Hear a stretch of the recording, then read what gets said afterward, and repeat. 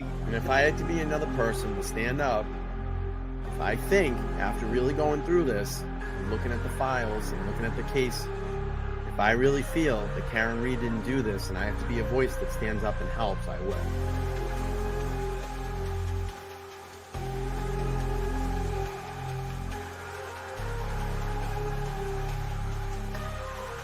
We are expecting to learn more about the allegations against the girlfriend of a Boston police officer who was found unresponsive in the snow Saturday morning. I-Team sources say Karen Reed was in a relationship with John O'Keefe. She's facing charges including motor vehicle homicide and manslaughter. We're the only ones fighting for the truth of what happened to John O'Keefe. And me and my family and my attorneys and my team have marshaled every resource to get to the truth. It just feels like no one else wants it.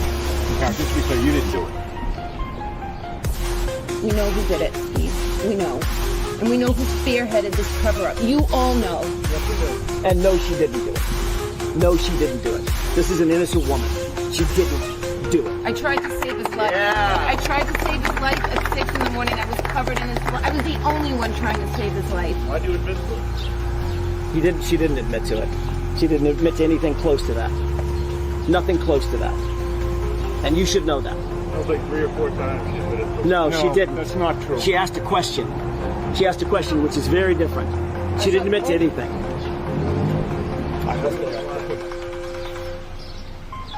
I'm going to tell you one thing. Karen Reed's not going to fold. Karen Reed's not going to give up. Defense team's not going to quit. The Free Karen Reed movement is going to continue. We will continue to raise funds for her. We will continue to do standouts across Massachusetts, across the nation, across the world to let everybody know what's going on here in the state of Massachusetts, the corruption. And we will continue to get the word out there. Believe me. Believe me.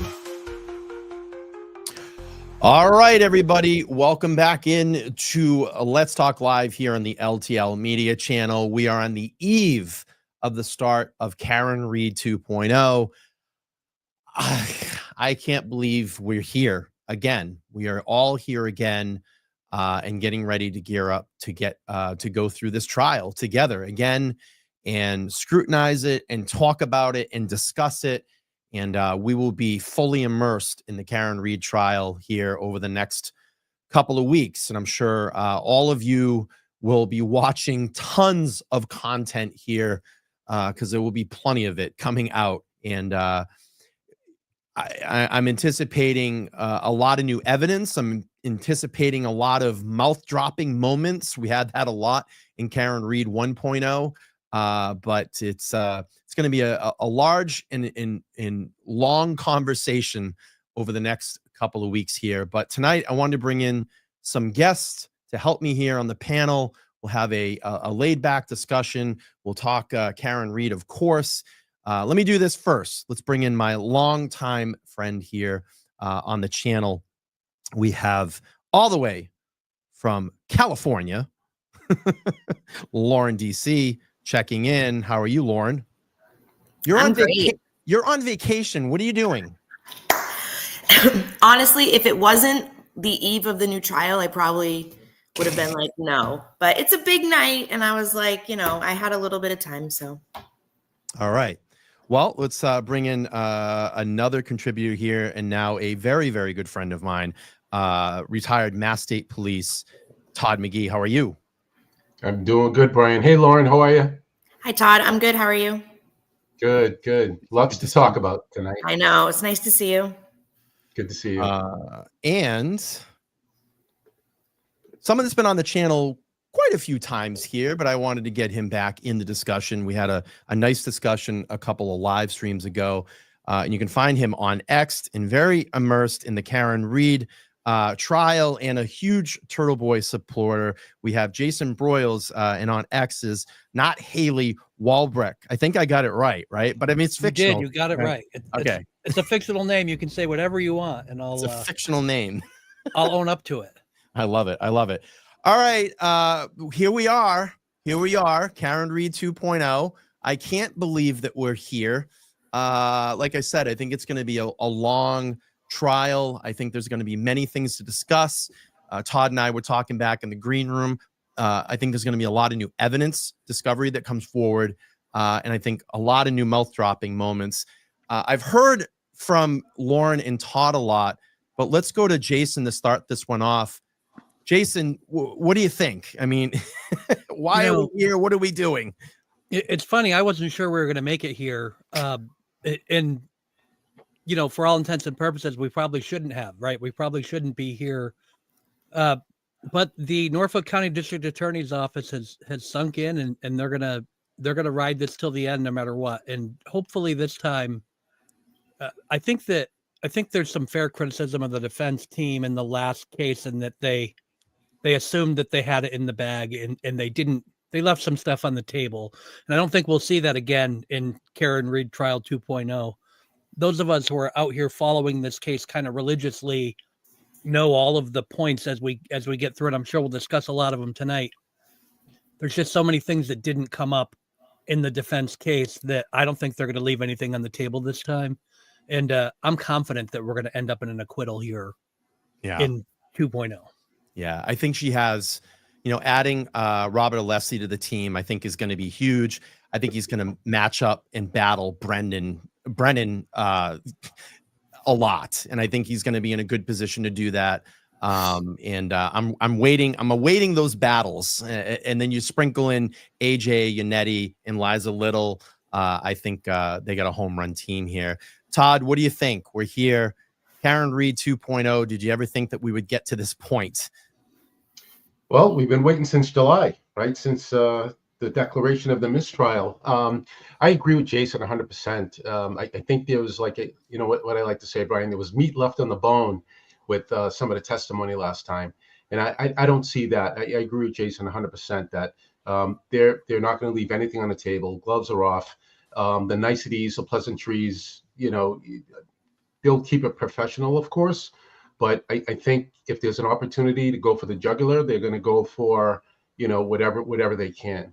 I think what's going to be interesting this time around, Brian, when you mentioned we'll see new things, I'm speculating. I don't have an inside track on anything, but I think there was probably evidence from 1.0 that they didn't use that they'll introduce this time around. Again, realizing that they really need to bring everything that they have and use the strongest parts of their case in order to move this to either acquittal or hopefully not guilty. But ideally, they're going to just full guns blaring on this next 2.0. Yeah, I agree. Let me get before I go to Lauren here and get her thoughts, initial opening thoughts here. I just want to get this out of the way. Bree, do it breezy. Thank you for becoming a YouTube member. I appreciate being part of the Ghost Squad here on the channel. I've talked about this over the last couple of live streams we've done ever since that extensive Ted Daniel interview, which was phenomenal. I think Ted did a phenomenal job. But going to part 2, when Karen is inside the SUV, I think there's a lot of Easter eggs there in that interview. It was about 42 minutes or so. And she talked a lot about John's phone. And that's what leads me to believe, and just kind of to Todd's point here, maybe that there were things that were in the phone that they didn't really use or use that extra meat on the bone, or maybe some new things came out in discovery that they found using some of the newer experts that have now been hired by the defense. So I know that Karen talked extensively about that, and I think that you're going to probably hear some more stuff, possibly some geofencing. That is a possibility out there, and that would be huge because it would just put everybody in their specific respective places at a specific time. And we saw that actually in the Alec Murdaugh case that I think literally cornered him down to about 6 inches of where his family was actually murdered. It's pretty impressive. Lauren, what do you think here? 2.0. We're here. We're going to have a lot of Sundays together here in the next couple of weeks. Yeah, I know. I just kind of echo what everybody else already said. One thing I do think we're going to get a lot more evidence on also is, like you said, John's phone. I think geofencing is going to be important. But as far as the fact that we're here, I remember in July when the mistrial was declared, I felt like April was so far away, and now we're here, and I'm like, or actually at the time it was January, but I was like, it felt so far away, and now we're here in April, and that's just crazy how fast time has gone by and how much we've learned since then, including hearing from the jury members, which I think could be a huge tool for the defense to use, learn from what those jury members said if we want to get an acquittal, which I have a lot of hope this time. I think we have a much better chance. Yeah. And I mean, listen, every jury is different.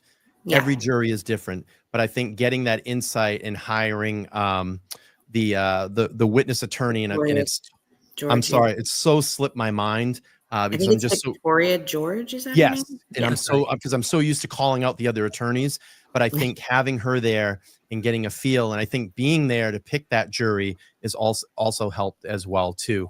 I'm going to go back up to Jason. Jason, why do you think that this case has captured so much public attention and people have just just so ingrained in this case?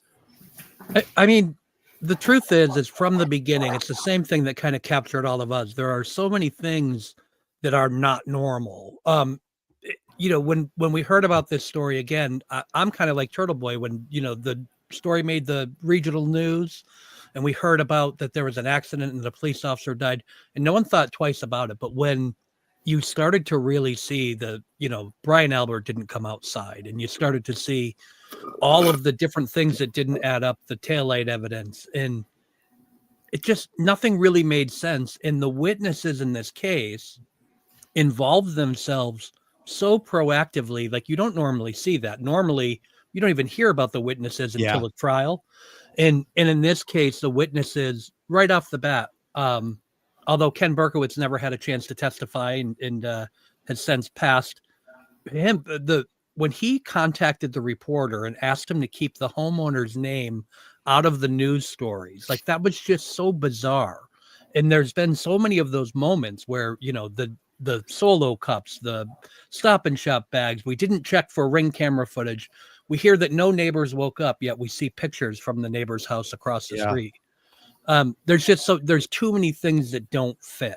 And when that information started coming out, I think everyone said, hey, wait a minute, let's take a second look. And that's what's happened. And it captured us. And slowly but surely, as that information has trickled out through shows like this, people did a double take, and that double take is just revealed this crazy circus, I think it's insane. I think it's absolutely insane that one of the first things, everybody has a video camera now.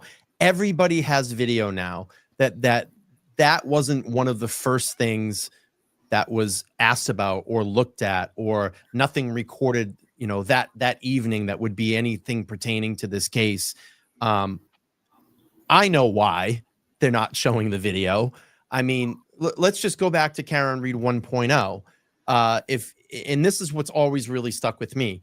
If Karen truly did this, then why not? And Aiden went over there and knocked on the door and asked about the Ring. Hey, can someone come out and talk to me about your Ring camera that literally has the perfect view of 34 Fairview?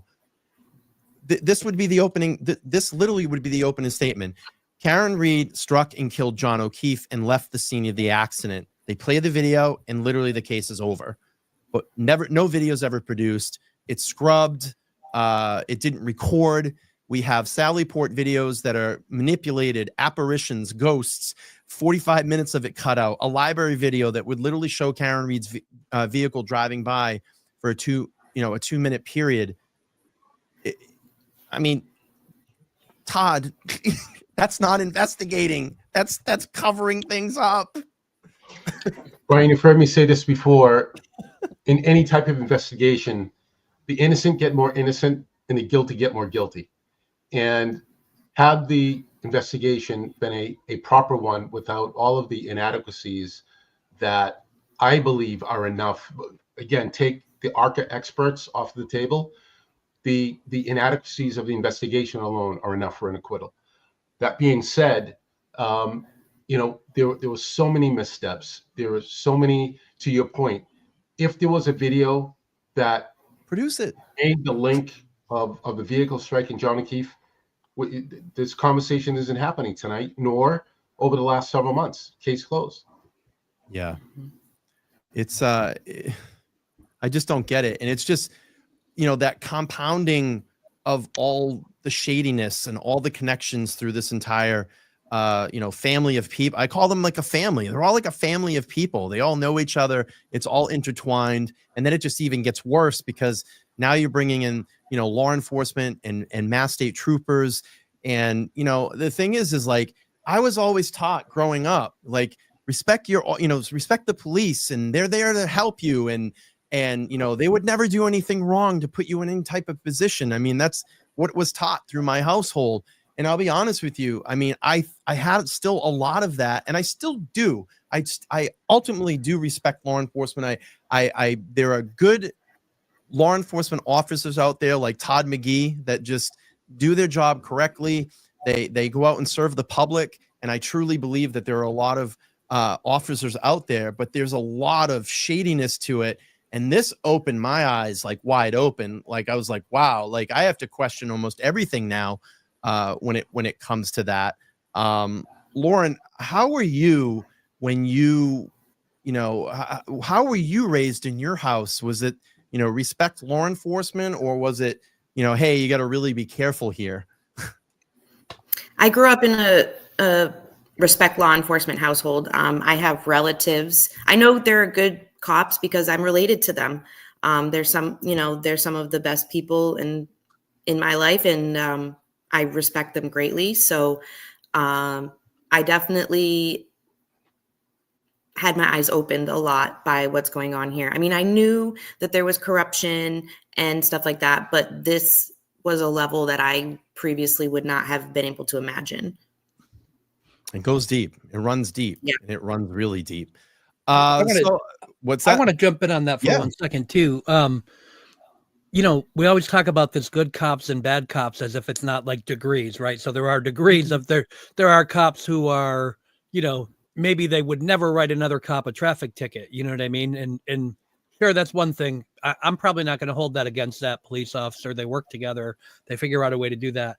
But we're talking about covering up, or at least not investigating a murder. And I think that in this case, what is probably most amazing, if you take corruption out, right, and you say we're going to throw away the police corruption, we're going to throw away this whole concept of a cover-up, and I don't think you can throw away that, because what they didn't investigate is telling. We have Jen McCabe never bothers to say there's a police officer on the lawn. Yeah. Never says, we know she didn't say his name, but she didn't say, I don't know a single person with a straight face that can say a police officer unconscious on a lawn would not get a better response than basically any other call to a police department. It's just true. And people try to say, no, they treat everyone. No, they don't. That's someone who they identify with, that they feel like is their brother, and they're going to respond to it in such a way. No stops, lights and sirens, and you're going to get every car. To not have said that was the first time we saw that in this investigation. But then you go through and you see they didn't even ask for the ring footage. There are all of these steps that they didn't take. They didn't investigate this like they were investigating the death of one of their own, And so right from the beginning, that's what that caught me. And I have friends that are cops. I have probably it's as many friends that are cops as friends that are civilians. And I know cops of varying degrees of good or bad, but I don't know any cops like this. Like this is stands out.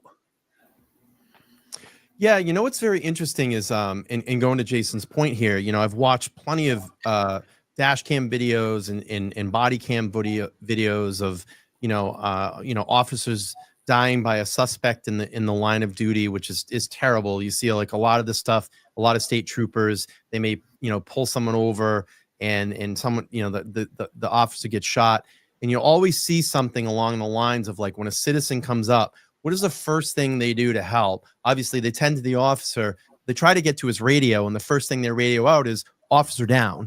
I mean, that's just kind of our natural instinct. That's kind of what we taught, what we're taught. And I think to Jason's point is like, why wouldn't Jennifer McCabe say that?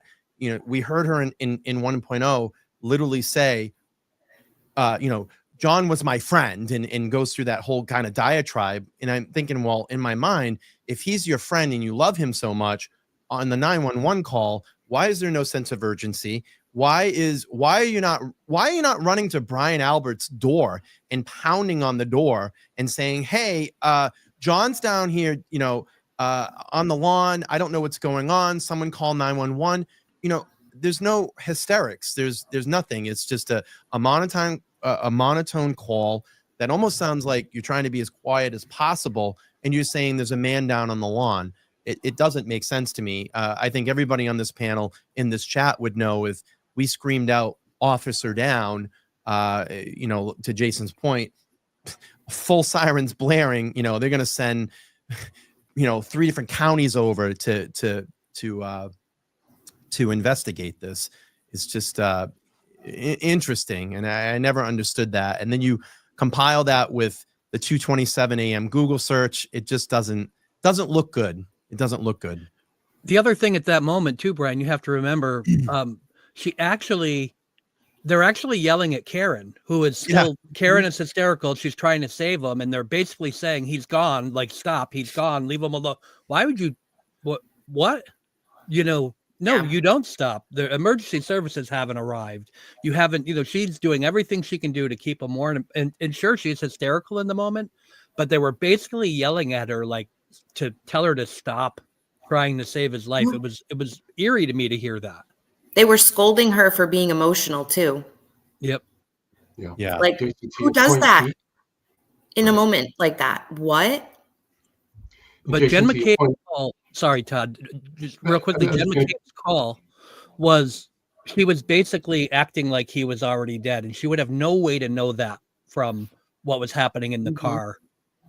Sorry, Todd, go ahead. No, Jason, I'm just going to piggyback on your point. Even EMS was trying to revive him once they initially got on scene. So, kudos to Karen for trying. She, in that hysteria, she was still trying to do the best that she could. But, and I go back to the original part of the investigation. Once Canton PD set up the crime scene, state police did not come out immediately because Joan O'Keefe had not passed yet. So that's by statute that the state police will support a municipal agency in an unattended death, but only once the body is exactly passed or transpired, expired. Excuse me. Yeah, but Todd, to that credit, I mean, something could have been done immediately by Canton Police Department. We found that out even through the audit. I mean, even through this disastrous audit that they just had. What did they say? They could have started taping off the scene. They could have had equipment that are on board to start taking photos of the scene, knowing that it was very challenging. I mean, we were in a blizzard, we were in snowfall at that point. And this all could have been documented. I know that you've talked extensively about this, and, maybe I'll just kind of have you go through this again really quick, for some of the audience that haven't heard this. Being a retired Mass State Police trooper, if you came across that scene, what would be some of the first things that you would start doing? A lot of my investigative experience came from when I was doing accident reconstruction early on in my career, and also when I was at the State Fire Marshal's office as an arson investigator. Whenever you get to a scene, you're always going to take field notes. Field notes start with taking a pad of paper, documenting the area, making sure that if there's any evidence to be collected, you collect the evidence. Collection of evidence is very specific. Collection of evidence starts with photography first so that you can memorialize where these items are. If you're able to mark certain items, you can put a marker down on the ground, take a photo of what you consider as evidentiary value, and then from there it'll go into the appropriate container. Oftentimes we used paper bags that were sterile, not Stop and Shop bags. Yeah. They look like Stop and Shop bags, but Yeah. they're sterile. Nothing's ever been inside of them before. Gauze. Here's another thing that we're missing. The initial blood that was collected in the solo cups, that was photographed, but they were drops of blood that were collected. John O'Keefe had a significant head wound that the medical examiners said that was contributory towards his death, along with hypothermia. We know that head wounds have a massive amount of blood. He should have been in a pool of blood, and the evidence doesn't show that. His clothing doesn't show covered and saturated with blood from a head wound. It's just, again, as we started off tonight's episode, it's just too many holes in the story. Yeah, you know what's really odd about it too is that when Karen says, and I think it's even in the intro, my intro, she said, I was the only one that was helping him. I don't think it's in that interview, but I remember she saying in quite a few of them is that I still was covered I was covered in his blood.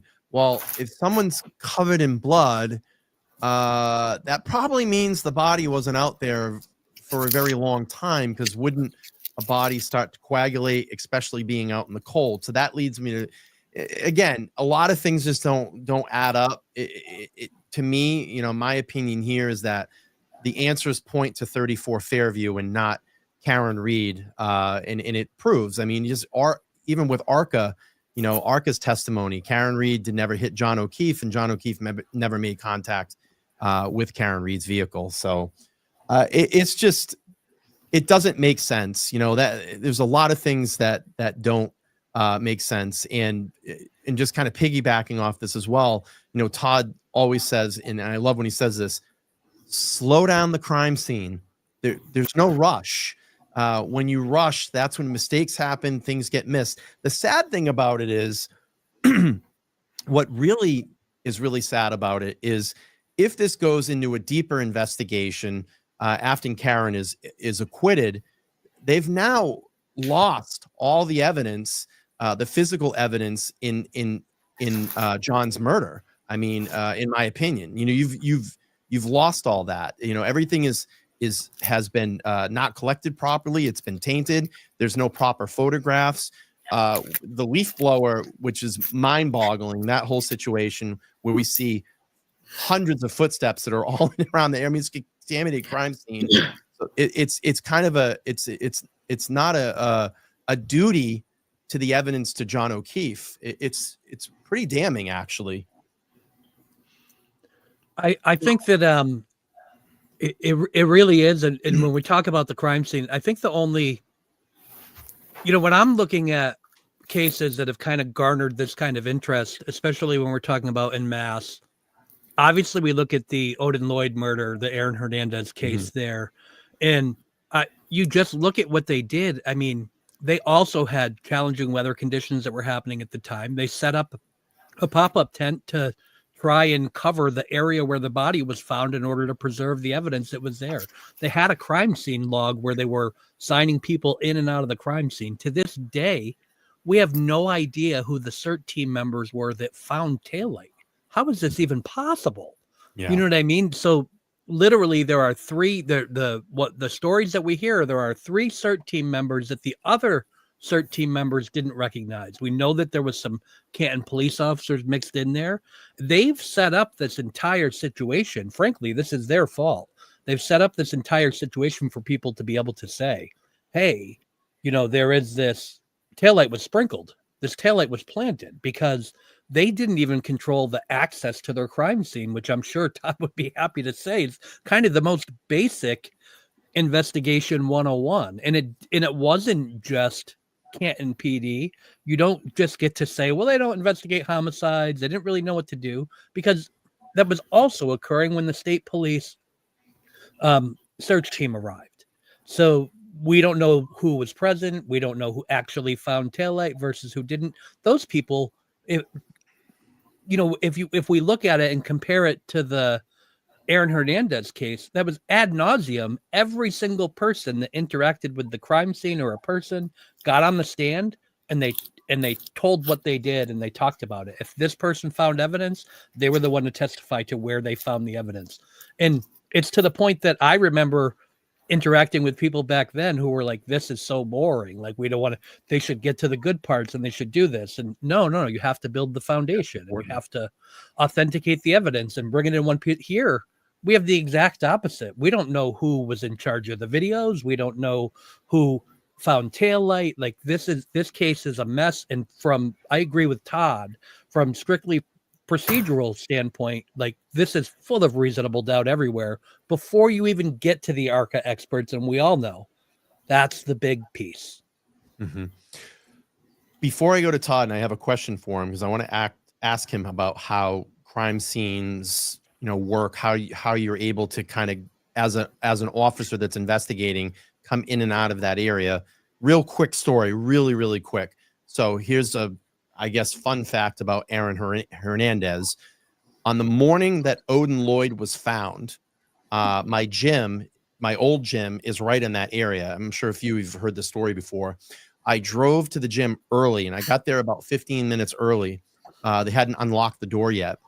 So there's an industrial park there, and I hadn't been down there in years, and I used to skateboard back there. So I ended up taking a ride down there, and I turned into a lot just to turn back around and come back to my gym.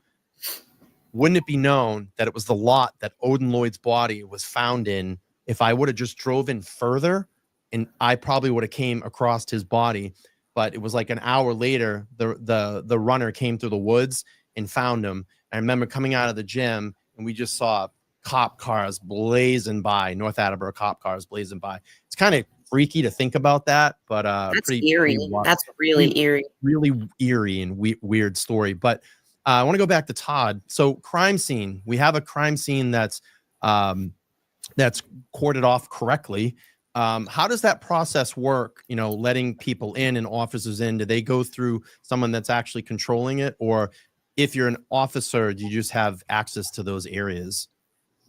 That first responding officer is really up to he or she to be able to secure that crime scene, do the best that you can, cordon off the area. In this particular case, we're talking about a front lawn.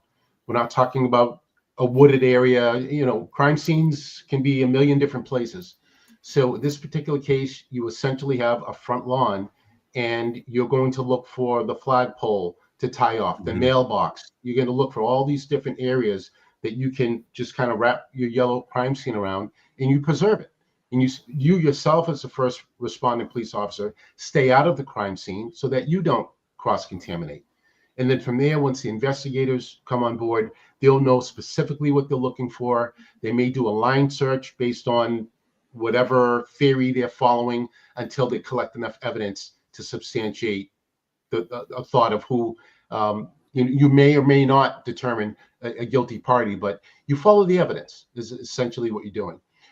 What's interesting about this particular case is that they lifted the crime scene, and then by the time the CERT team came, they're now basically in a uncontrolled crime scene. It's been contaminated. So technically, that evidence could have been thrown out. That was anything collected by them.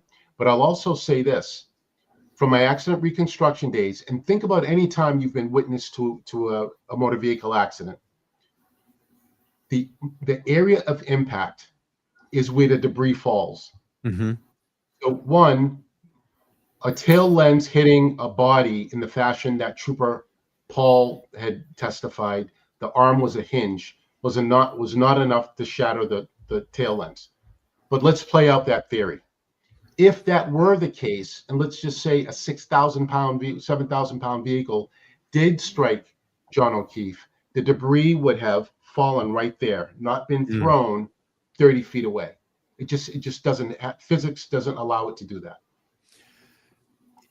It's odd. I mean, I was just going to say, like, all your years of doing accident reconstruction, to hear someone that's reconstructing a site that had literally never been there, reconstructed the site off sketches, it's a little hard to believe, right? I mean, you physically haven't been to the scene. You physically haven't seen the area. You're just going off someone's sketch and you're reconstructing this and then coming up with a theory of how this happened. I mean, that must have been a little, I don't know, maybe disturbing to you, Todd. I mean, I don't know the correct word, but I would just say disturbing. Well, coming up with a theory is fine, but you got to test your theory, don't you? I would think. If you have a thought or a narrative, then you've got to at least do some things. So you're going to look for a 200-pound mannequin that serves as the body. You're gonna find another vehicle, even if it's not an SUV. You're just gonna see, is this scenario plausible? And then you kind of reverse engineer your way back in to see if it makes sense. So the testimony just was off, way off. It didn't make sense in 1.0. It won't make sense in 2.0. Yeah, I mean, how are they going to do this one? I always felt that Trooper Paul was the guy that, and this is just my opinion here, that Morrissey sat down and Proctor sat down and said, hey, look, we need someone and you're going to be that guy. Like I always felt like, like in the old movies when they were interrogating someone and they took the light and they shined them on him. It's like the black and white movie. And you just see Trooper Paul there like in the corner and they're like, listen, you got Meatball Morrissey over and pointing finger and Proctor pointing their finger. And they're like, you're going to be our guy. And that's just the way it is. And this is how you're going to say it. Because you just look like a 10-year-old kid on that stand when Alan Jackson's laying into him. I mean, it was almost comical. And then just having the AJ questioned him about his theory and the pirouette and just getting him with the arm on the hinge, and it was good theater, I guess. And probably plenty more coming up here in 2.0. Go ahead, Jason. I think you're all forgetting that the crime scene spoke to him. Yeah, so I think that's yes. It did. Todd, did any crime scene speak to you? Not one. The funny thing, it was obvious to me when he was testifying that he was referring to the crime scene services section of the state police. But that really came off as such a crazy statement in the way that he said it, because he didn't elaborate. He never corrected it when Alan Jackson went back at him and said, excuse me, the crime scene spoke to you. It just did. That's right. It just did. It just did. So I always found that to be fascinating, that he didn't clear that up on the stand, that he just allowed it to be out there that the crime scene spoke to him. It's just wild. And that actually fit the rest of how horrible his testimony was. So nobody even questioned that he was honestly saying that, It really did. Let me get a couple of these super chats and then we'll segue here. We have Susan. Thank you. $2 says it clearly was a staged crime scene. That's what Susan's feeling. And then we have Bree, do it breezy. Thanks for the 5. Says, I hope Alessi has a medical doctor talk about the lack of blood at the scene and try to make the Commonwealth explain why there wasn't blood. That's a great point. We didn't really hear that or see that in 1.0. And back to Todd's credit, I mean, his initial statement when we started this, tons of meat on the bone here. I think there's going to be a lot of things that they're gonna dig into here. So let's segue here. So tomorrow kicks off opening statements. I'm going to go to Lauren first on this one. What are you most looking forward to tomorrow? And if you want to expand here a little bit over the next couple weeks, what are you most looking forward to? I mean, I definitely am looking forward to seeing what direction the defense takes their opening statement and just the direction they take their arguments in general. Are they going to focus a lot more on reasonable doubt, like people have said, say that more often, clarify what it means?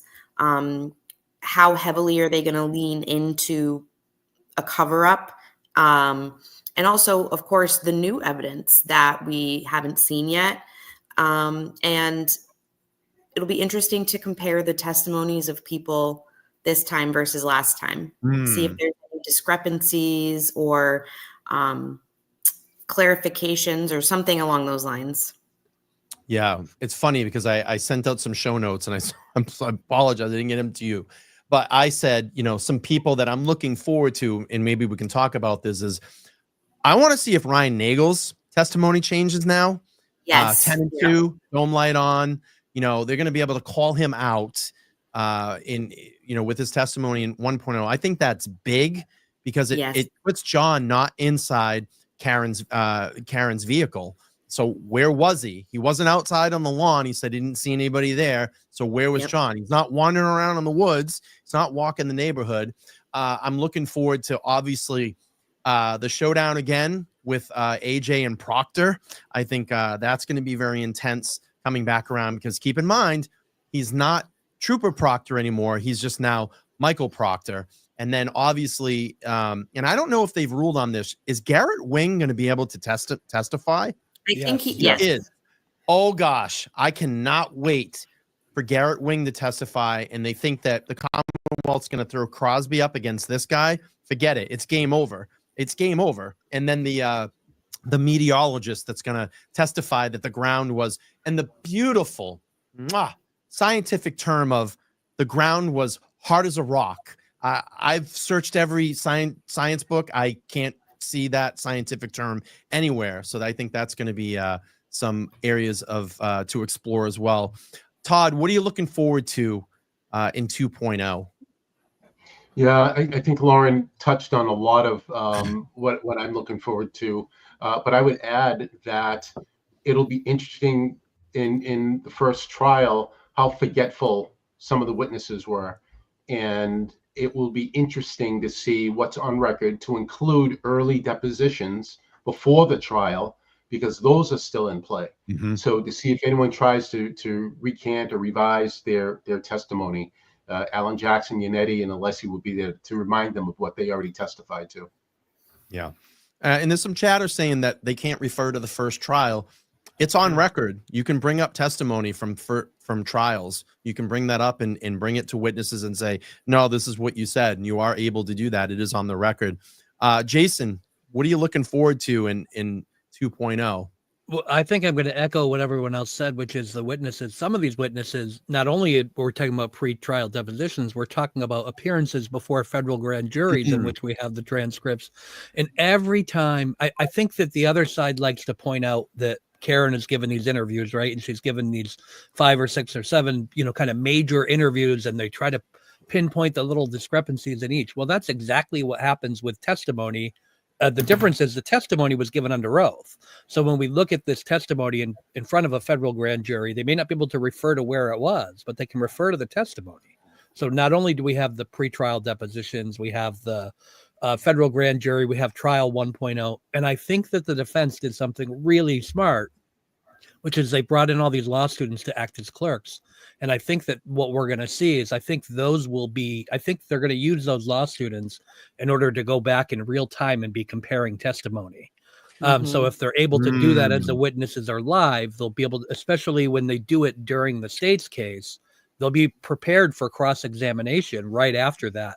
I think it's a smart move on their part. And I think that we'll probably see between Attorney George and the law students, I think that we'll see those people put to good use and to Karen's benefit. So I'm excited about that. I want to see how that's going to play out. Yeah, I always thought that was a smart move too, because let's be honest here. The defense team is super focused in and around this time. So if you have law students there being able to watch that jury, number one, which is great. And we always saw in 1.0, I always thought that Liza kind of was the one that was really in charge of watching the jury, because she was opening statement, David Yannetti, her head is just pinned looking at the jury, and I noticed that throughout the entire trial. But now is going to allow the attorneys to really focus on Karen's case and having, or maybe they missed something and one of the students are taking notes and they're like, oh God, like I missed that. They can go back and refer when they, go back into the war room that night and go over those particular parts. Maybe they get stumped somewhere. They have to change direction. And I think that's a really smart move too. I loved it right away when this was announced. And I said, oh, what a brilliant move to just have another set of eyes and ears taking notes, as this trial is going on. Let's do this. Let's move into, obviously we know Framed. We know everything that has happened to Karen, and going into 2.0, I'm wondering, and just everybody's opinion here, do we think that they continue to double down just like they did in 1.0, or do we really shift now and talk about reasonable doubt? I went back and did an experiment, and I looked over the opening and closing statement, and I threw this up last time, and I'll throw it to Jason since he hasn't answered this question. But in the opening and closing statement from the opening statement, closing argument from the defense, how many times do you think that they brought up reasonable doubt? I'm going to guess, but I think probably none, or very few. It was 3. Yeah. It was 3. It was 3 times. We did an experiment. We count on the show. They need to hammer that all the way through this entire trial.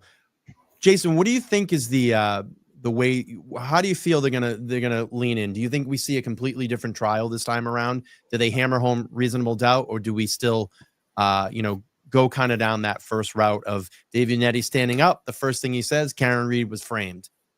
Yeah, it's really interesting. I do think that they need to.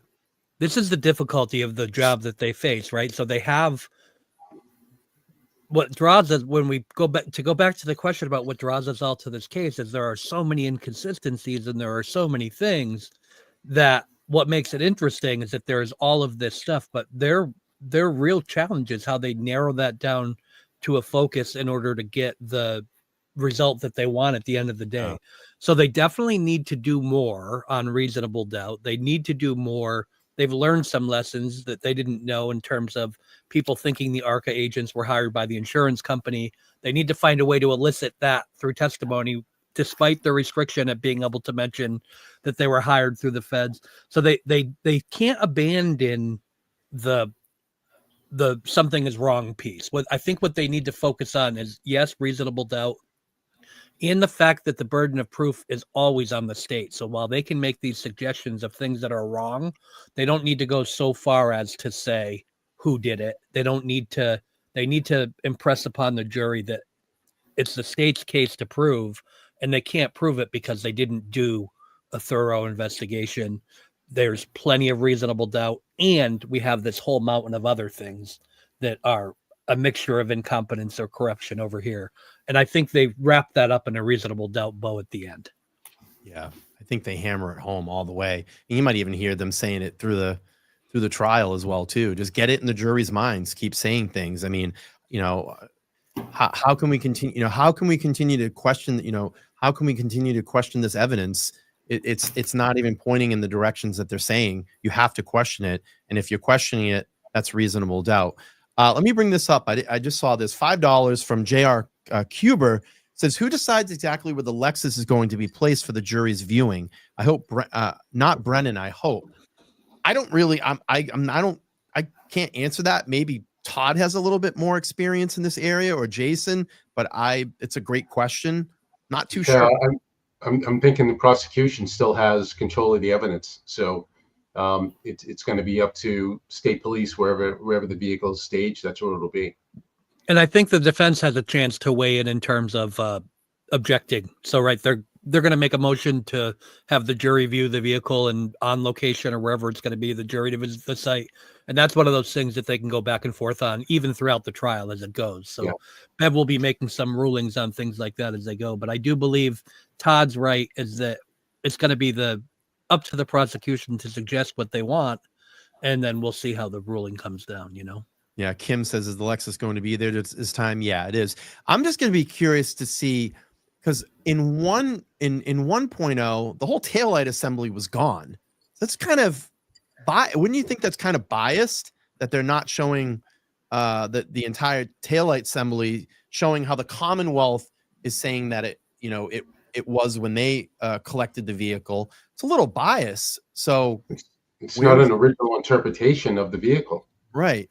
So actually, it's actually worse for them, right? Like, so the Commonwealth should want to show this taillight there, but they're in a catch-22 because if they show the taillight there with all these broken things, it gives the defense another chance to talk about where's that tool mark scratch on there and tell us about the taillight being broken as it was being removed. So I think it probably is it's as much of an Achilles heel, but you would think like from an evidentiary basis, they would want the jury to have that smashed taillight in their mind because it fits their theory of the case. But the problem is they screwed up.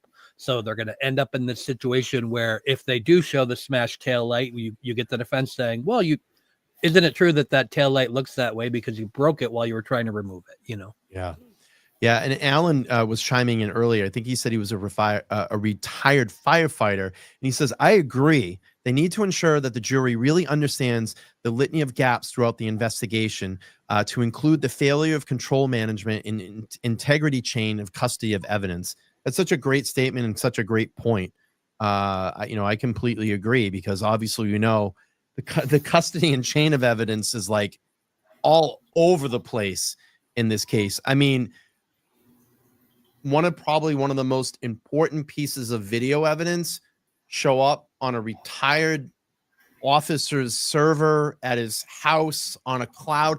Oh, and then when he sends it back, he takes the task of cutting it into 6 different pieces because the file is too big.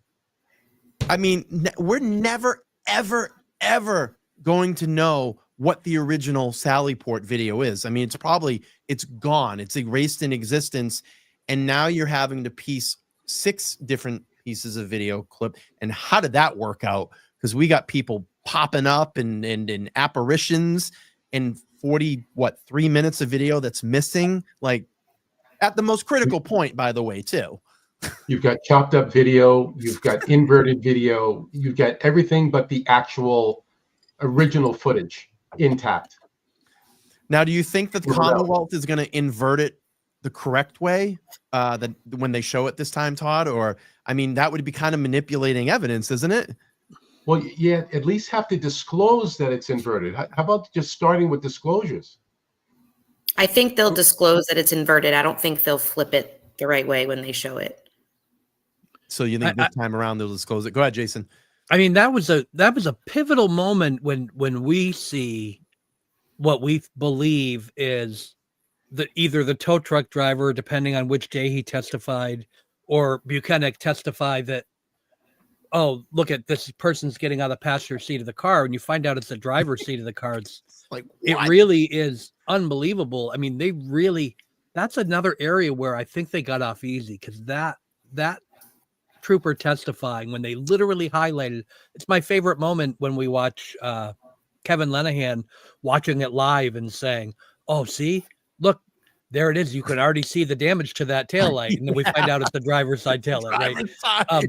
I love watching. I watch that over sometimes for enjoyment. I just sit at my desk and I watch that clip because it kind of fills things in. But that right there, we're not going to get that chance again, right? We're not going to get that chance again because Buchanan is never going to testify to that again. They may try and call back to it and when he's on the stand, but that is it's crazy. There's so many things, and when you multiply that out, it's not just the Sallyport footage. It's the ring camera footage from John's house. Mm-hmm. It's the what happened at Karen's parents' house when we see the car being pulled up onto the thing. There's all of these discrepancies all over the place, and you shouldn't be able to conveniently lose all this evidence and then use the evidence that you do have against a person. Like, we're just reaching levels of fundamental unfairness in this case, where she really is, no matter what happens in this trial, going to have the opportunity. If this case doesn't result in an acquittal, it'll still never resolve in a guilty verdict, because she'll have appeals for the rest of her life based on all of the shenanigans in court and out of court here. It's ridiculous. Yeah, I've said that too, and Todd and I have talked this over offline. Let's just say the worst case scenario, Karen Reed's convicted. I just don't think she's going to get convicted, but if she is, that appellate this is not going to hold up in an appellate court. I mean, she's not going to be, it's going to take a while to get it through the system and process, which is going to suck. But I think that when she gets this in front of an appellate judge, they're not going to hold up to this crap that's going on. And Tsunami's asking who's been paying the car note for the Lexus for that. Karen Reed has been having to pay that car note. And graciously to all of the donations that have helped her through this defense fund, because I'm sure that has helped as well too. What was I going to go into here? Let's talk about the evidence, and we'll go to kind of the meat on the bone of the evidence here. And not, I don't think they aggressively attacked it as much as I would have liked them to in 1.0. I always refer to this, and I've been talking about it a lot, and I probably sound like a broken record, but I urge everybody, if they have time tonight, go check out the Netflix documentary that they just released maybe about a month ago, a new O.J. Simpson documentary. And it's so ironic that Karen has mentioned that just recently, comparing the case. But go watch that, because they, when they met with the Dream Team, met with OJ, they talked about basically outlining their case, and they said, well, what do we have in our advantage here? And they decided to go back and look at all the news footage that was shot of evidence collection. And there was hours and hours and hours of it. And through those hours of evidence collection and looking at it, they collected evidence pretty poorly in that. And I would say it's probably in this case an F or an F minus as well. I'm going to go to Todd on this one. Todd, what do we got here? I mean, what can the defense really lay into this time around? It's not often talked about, Brian, but early on when I first came onto your show, I had said that we really need to wait for the medical examiners. And in my experience in testifying as a use of force expert witness, I look at a lot of medical records and I corroborate the plaintiffs in civil lawsuits, the plaintiff's account, as well as a police officer's account in the type of force that they used. And the medical evidence is the only evidence that is unbiased. It has its own story. There's nothing that can influence it.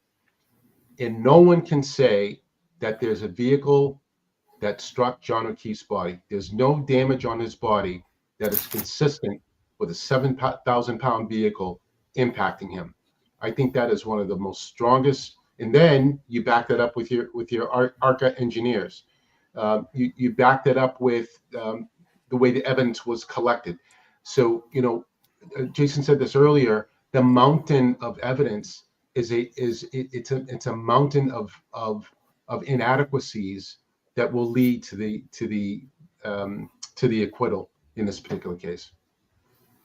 Yeah, I think they have a lot to exploit there. I mean, attack the collection of the evidence, attack the leaf blower, attack the solo cups, non-sterile container. I mean, they even said it in the Canton audit. I mean, if they want to, if that's going to be the standard right now as to saving the Canton Police Department, sure, let's just use it and use it against the Mass State Police as well too in their evidence collection. Maybe get, I don't know, Todd, is there a handbook? Do they teach you that in classes? Is there a specific class that you go through in evidence collection? Is there anything in black and white?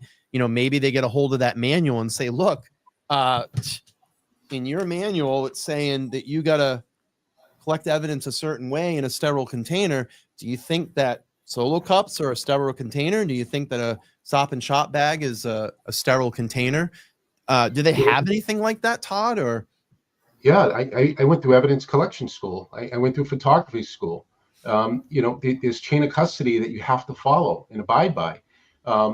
Especially in this particular case, they may not have initially thought that it was going to be a murder trial, but as things started moving in that direction, you have to be 1,000% spot on with collection, documentation, and then from there, establishing proper chain of custody, all the way from beginning, all the way back to when it makes its way back into trial. You have to make sure that chain of custody is locked on and there's no discrepancies. Otherwise, there's holes in the case of the Commonwealth.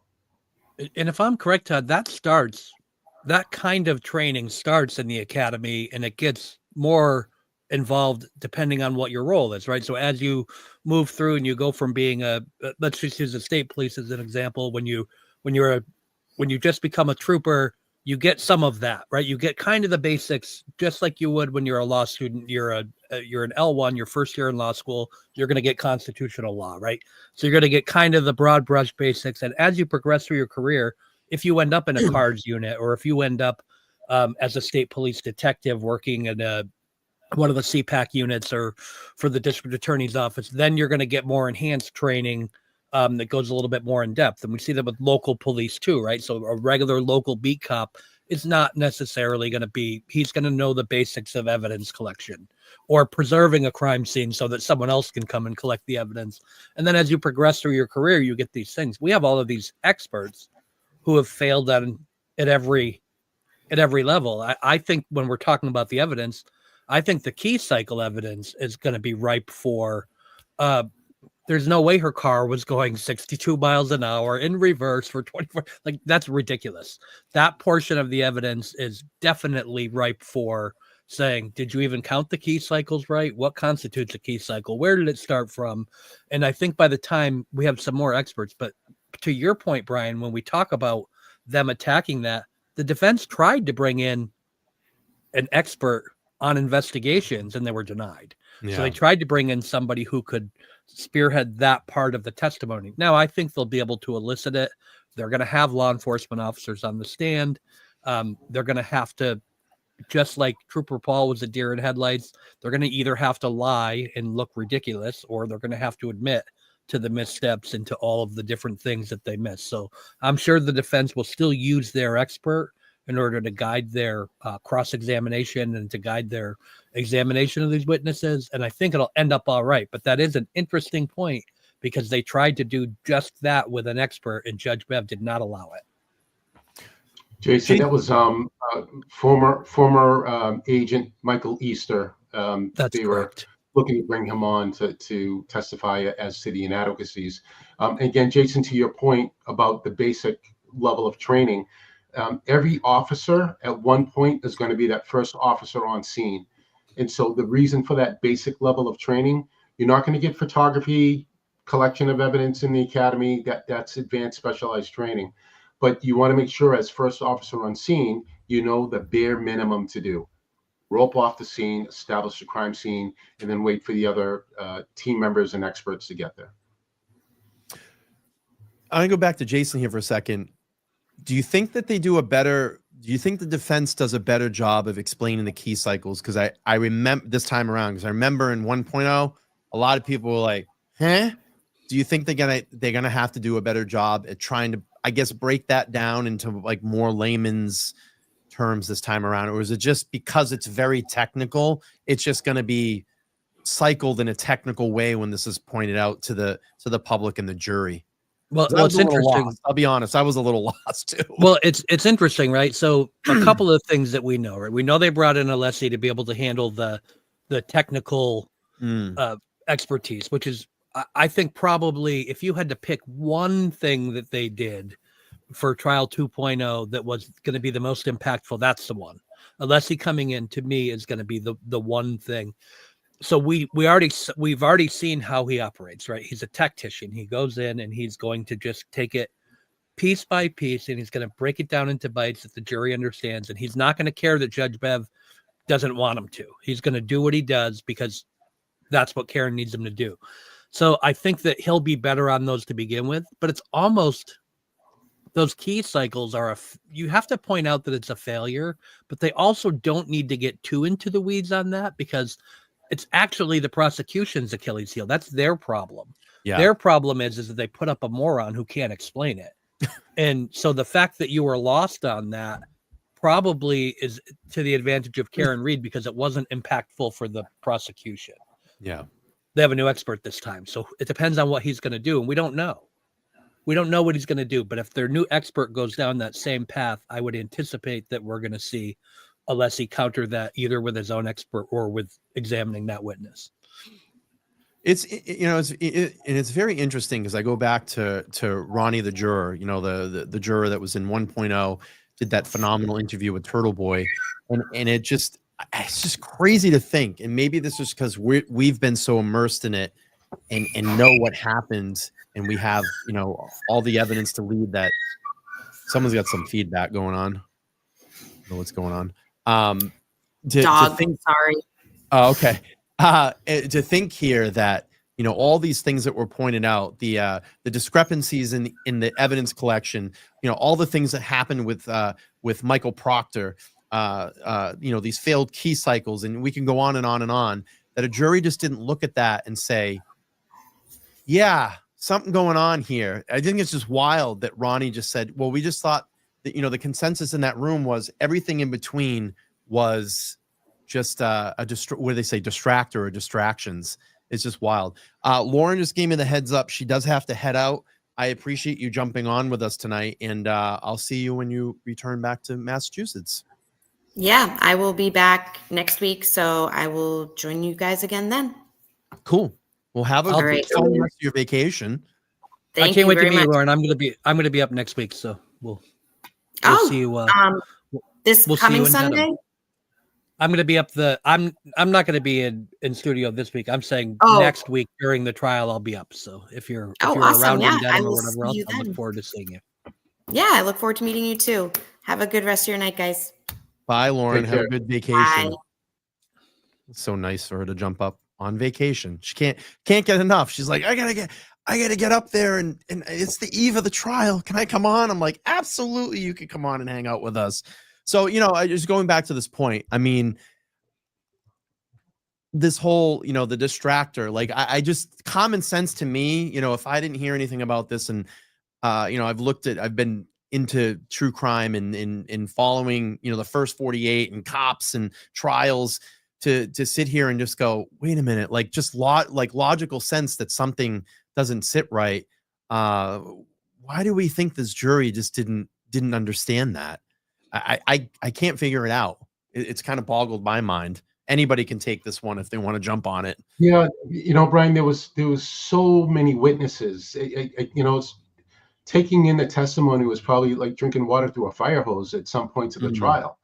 And you moved from eyewitness statements, people that were there at the house, that were at the waterfall earlier in the evening, and then you had this pivot to experts. And then you got into a lot of technical data. You got into the cell phone stuff. You got into the argon brake. All of those different things. The medical experts, and then ARCA came right at the end of it all. Then ARCA came. So it was just an incredible amount of information for them to take in the form of testimony. I think to piggyback off of that, one of the things that the jury didn't have that we had, right, as observers out here covering the case and consuming the coverage of the case, we had our Olivias, right? We had our Olivias, we had our Lana Del Turtles, we had Turtle Boy, we had people who were breaking it down for us in bites and bits over a much longer period of time than the jury got. That's so they true. got kind of the crash course, and they didn't get the benefit of the narrator, Yeah. So I think that is there's definitely jury fatigue is a real thing, and especially when you talk about expert testimony. Going back to what I said about, I don't know how much the defense wants to focus on certain things, because if you're the one bringing them into the weeds, there's just this natural tendency with juries to either discount it, or it could actually even backfire to the point that they don't like you. You know what I mean?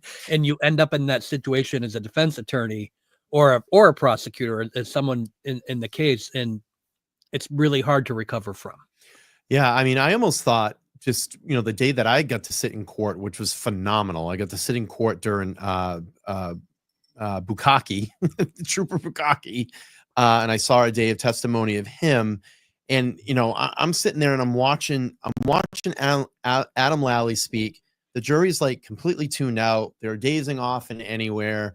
And then Alan Jackson gets up there, and it's like a tennis match. And I'm watching them go back and forth, and it's so focused on Alan Jackson. I'm like, oh, Karen Reed's got this one in the bag. The jury's, loving this. And what do we know? It finally comes out as it's a hung jury.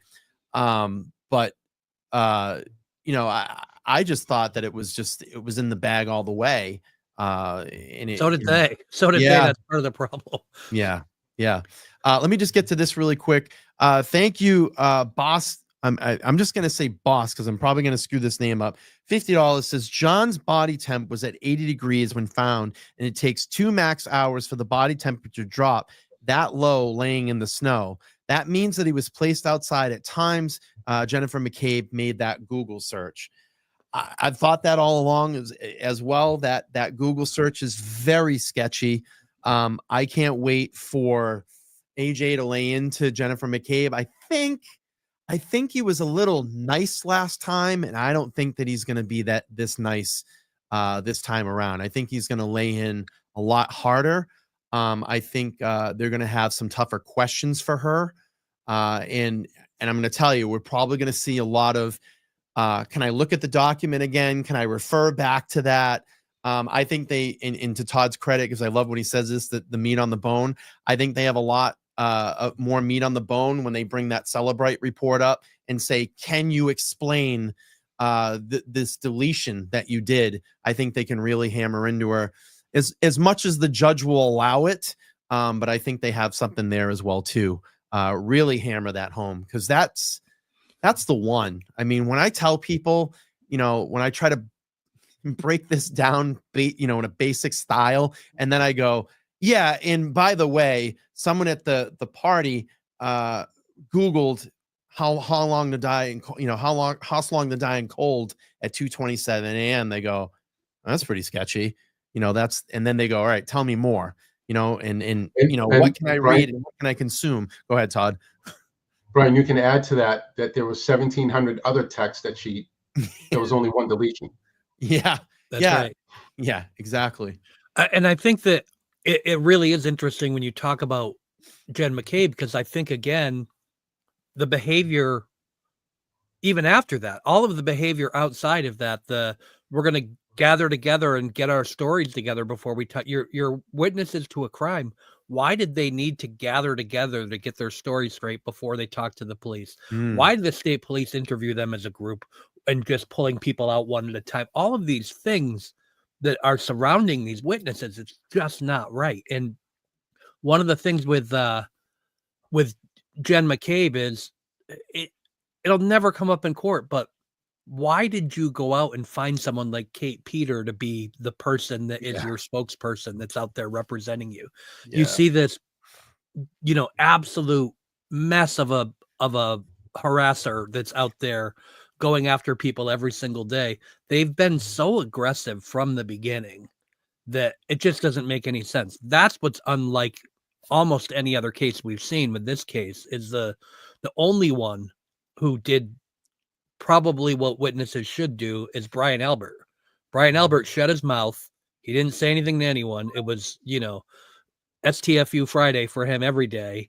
And he shut up and stayed out of it, because that's what someone does if you're involved in the case or if you're just a witness in the case. This outpouring of vitriol and active engagement that you see from the witnesses, specifically Jen McCabe, is unusual and very suspicious.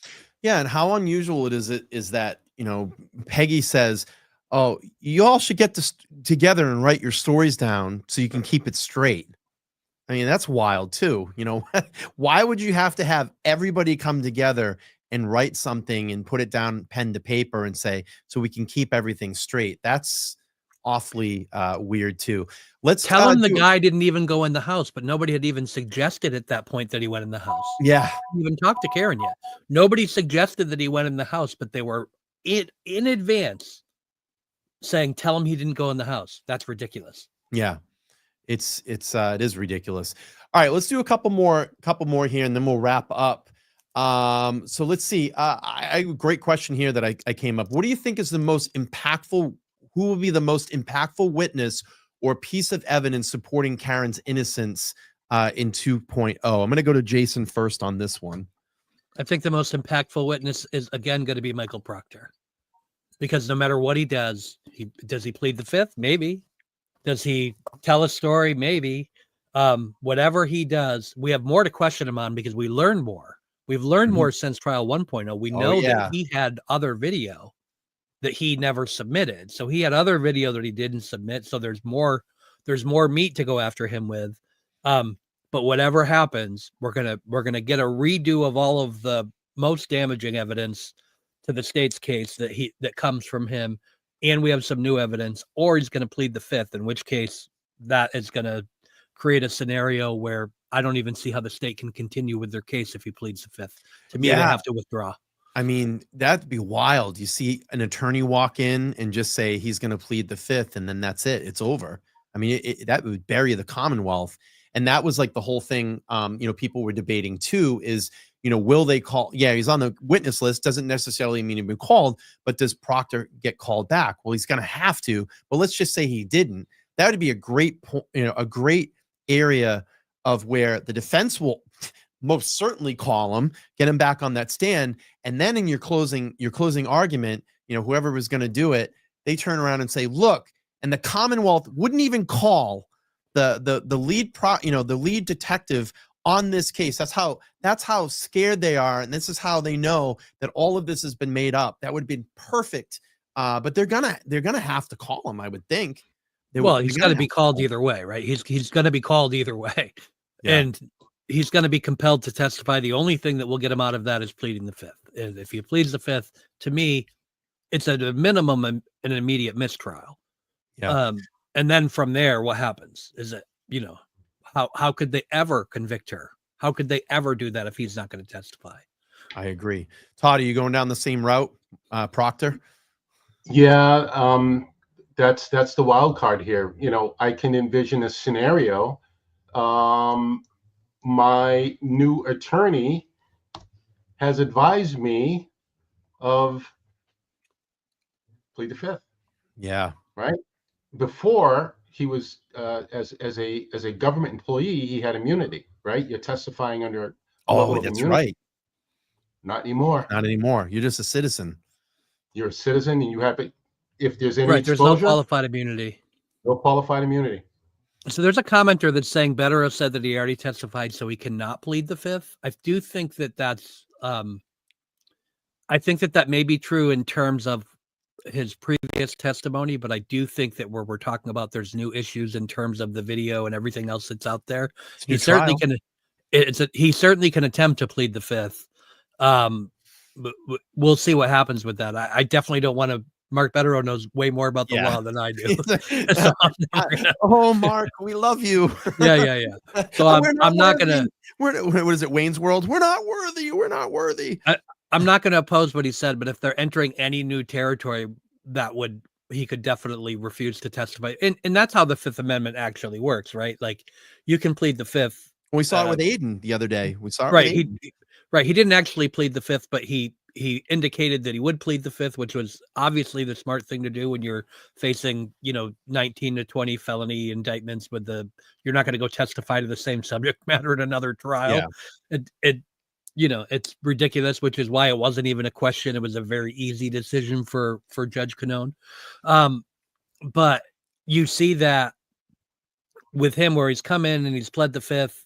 I do think if there's any new area where there's liability, he still retains his constitutional rights. He would probably still have to answer the same subject matter or the same questions. And that would lead to the hearing that Bev talked about, saying it was unnecessary for Turtle Boy. She would have to have a hearing.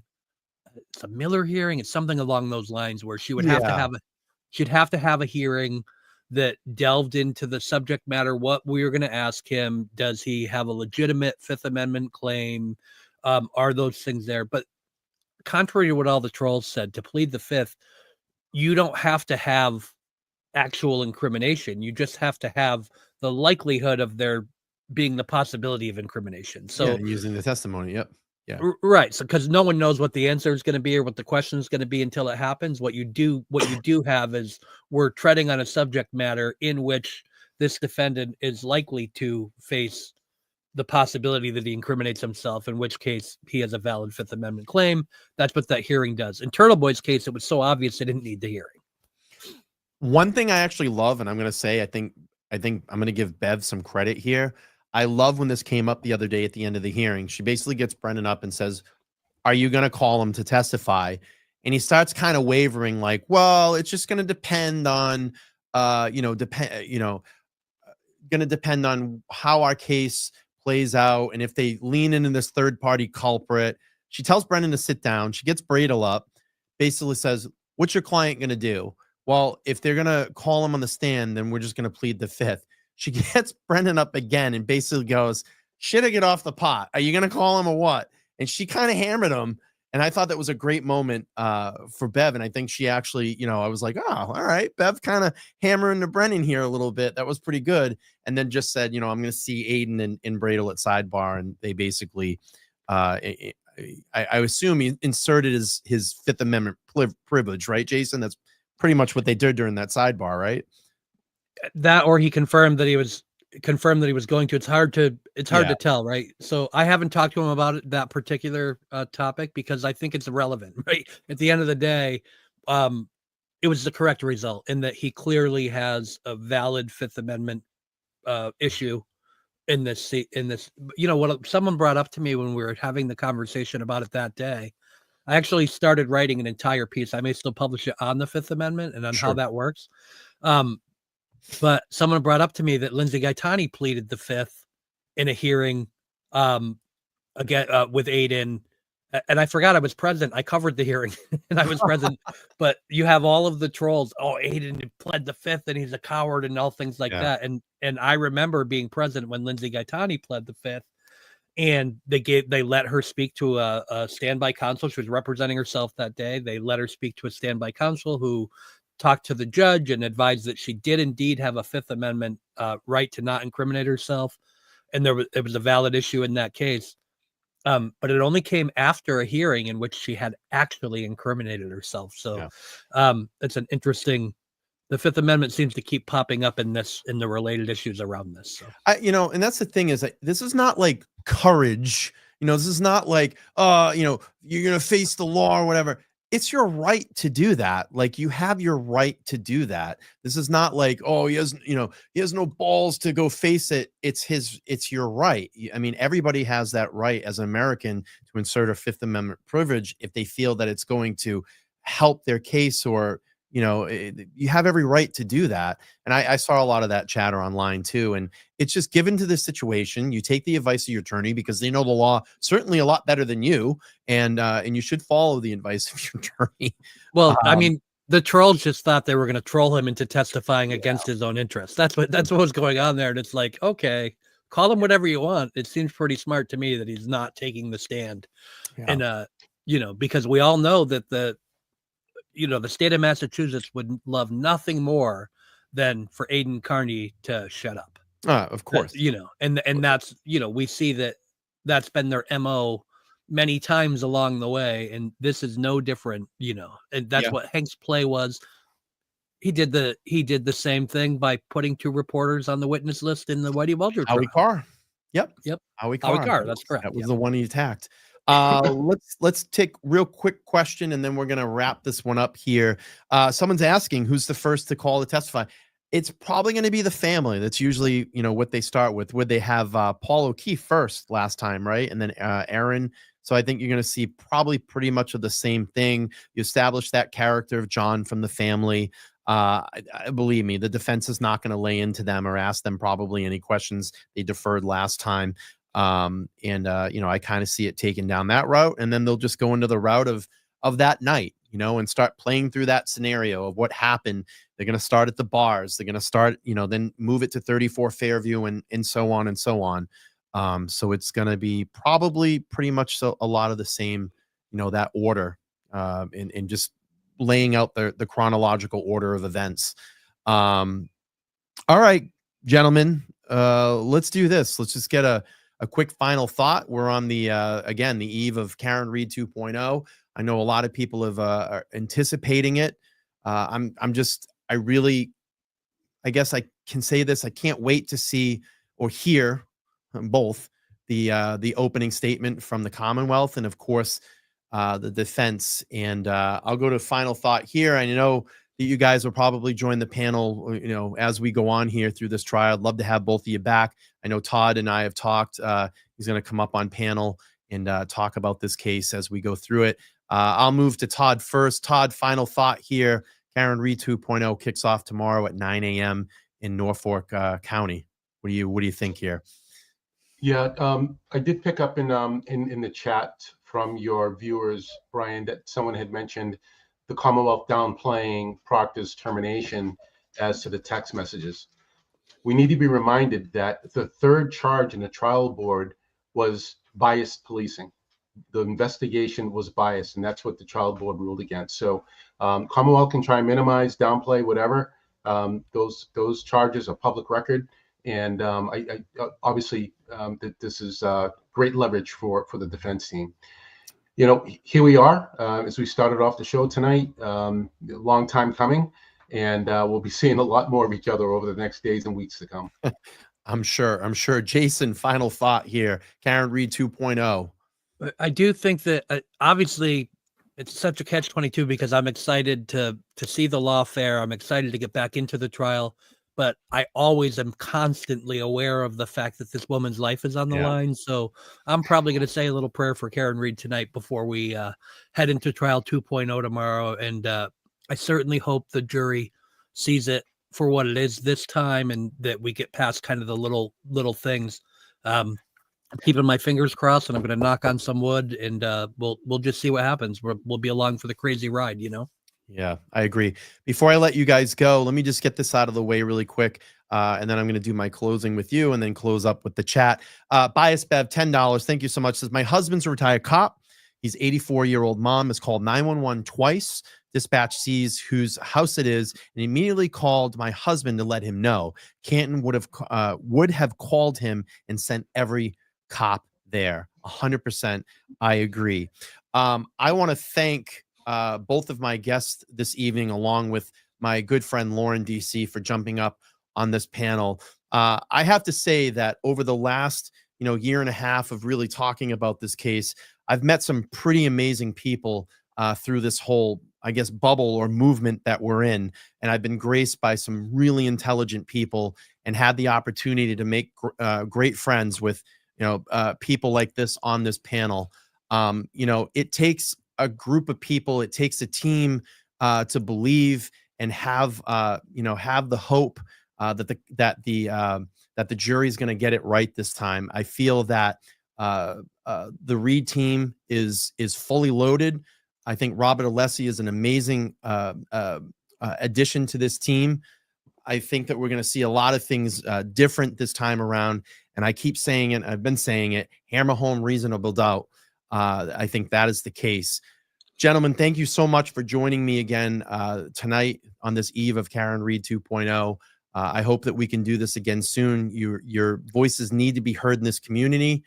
You have it right. I mean, I think we all agree on something is very stinky and shady here in Norfolk County, and hopefully it gets snuffed out and continues to get snuffed out, and making sure that we get good law enforcement officials into these positions. We get the corruption out of Norfolk County, and certainly get Michael Morrissey out of Norfolk County in 2026. We have a good challenger of Junior Perkins that is challenging Michael Morrissey for that seat. If you haven't seen that interview, I have it here on my channel. You can check it out and reference that in my my video section. Thank you both again for tonight, for joining. And again, I hope we can do this again soon. Yeah, great. Thanks for having us, Todd. Very nice to finally make your acquaintance. So I'm sure we'll be talking. Hope we can do it again soon. Thanks, Jason. Perfect, guys. Both have a great night. Thank you. All right. What great guests. What a great show. So informative to have intelligent people up here on the panel. And again, I've made some really, really great friends through this. Not only the people that come up on the panel, but all of you that have subscribed here to LTL Media. And I appreciate all of you, all the support that you have continued to do here on this channel. And we have a long way to go here in Karen Reed 2.0.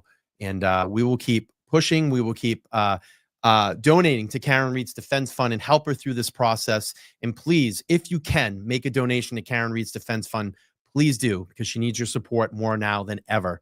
Again, I appreciate everybody tonight, all my Go Squad members, all my subscribers, all the people that contributed monetarily tonight, and all the new people that have come in to watch this channel. Please make sure to like, share, and subscribe. And I will be back soon, probably on Wednesday night. I will be back here breaking down the opening and the opening statements from the Commonwealth and the defense. I hope everybody has a great night.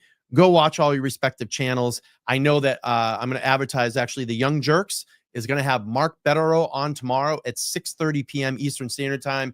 Please go over and support Mike and the Young Jerks and Mark Betterow. And that's it. That's all I got tonight. I'm going to hit the outro. Everybody have a great night. I appreciate all of you. Take care. Bye-bye.